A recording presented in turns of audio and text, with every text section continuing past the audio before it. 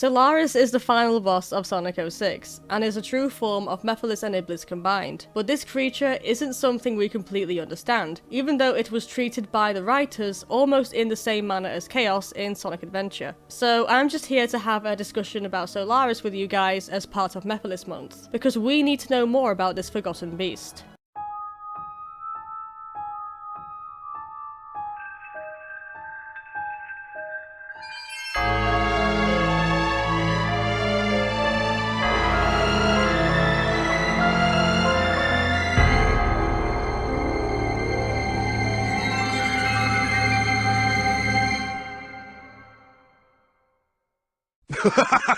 Mephiles time.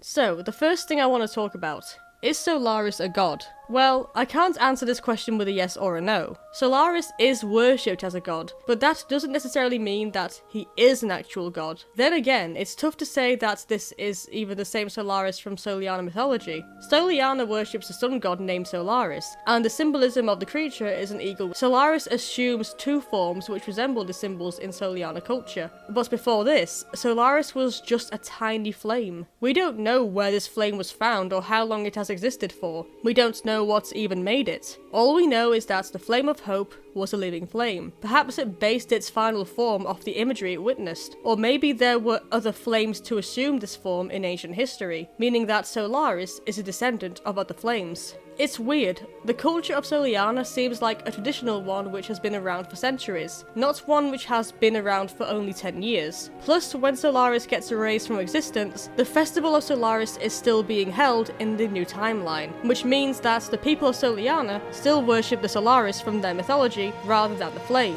Although, I must admit, I personally believe that Solaris is just a lab experiment. For all we know, that flame was made by the Soliana researchers. It was never explained that this flame was found somewhere or created by anything magical. In my personal opinion, I believe that Solaris was named after the god and the experiment went horribly wrong. Now, the second thing I want to talk about.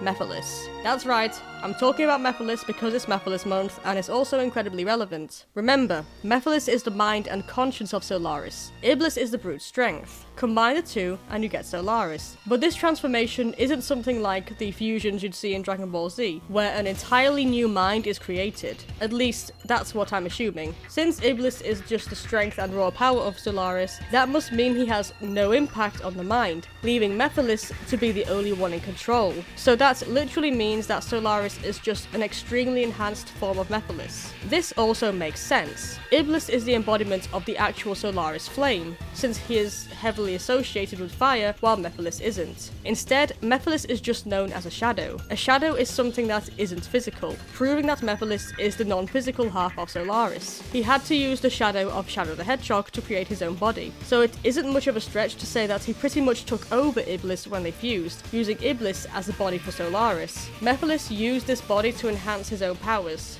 It's the only physical body he is designed to control, which is why with everything else, he has to resort to absorbing shadows to create a temporary form. Sure, Mephiles does have a wide range of powers he can use without fusing with Iblis, but it is clear that he needs to become Solaris to actually function. His physical body isn't really that durable, which is why he attacks from a distance, and when weakened, he just melts. So basically, in short, Solaris and Mephiles are the same person. There was a theory going around which claimed that the sound Solaris makes when defeated sounds like Mephiles exclaiming in rage, and honestly, it's something I'm willing to accept as canon if Sega ever confirms that this is indeed Mephiles yelling out in anger.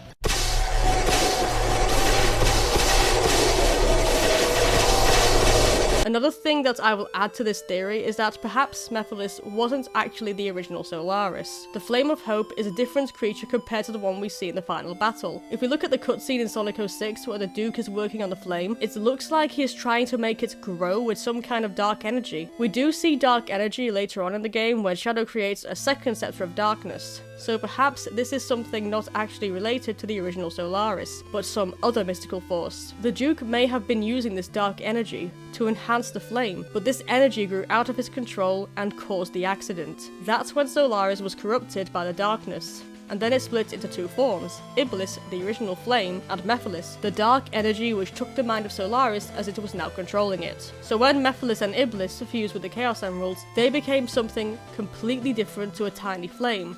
Solaris was a monster created by Mephiles. But perhaps I'm wrong. Perhaps Solaris is supposed to be some corrupt monster mistaken for a god. But I'm still baffled as to why there are so many references to its physical appearance when, in the past, it was literally just a flame. And the Kingdom Valley level in Sonic 06 also adds some interesting lore to the table, because there are eagles there who aid you.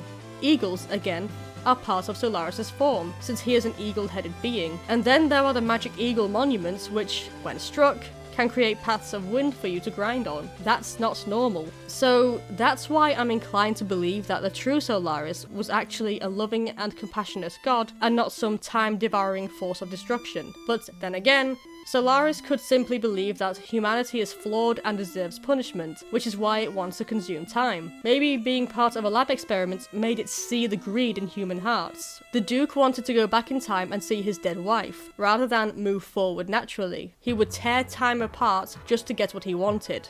Solaris saw that and refused to cooperate. He believed that humankind had reached its end, where, instead of constantly moving forwards like they used to do in the past, they were focused on going backwards in time. And because of that belief, Solaris decided that perhaps it was best to just get rid of everything. We were told that Solaris just wanted to consume time until there was nothing left of it, but I don't think that's true.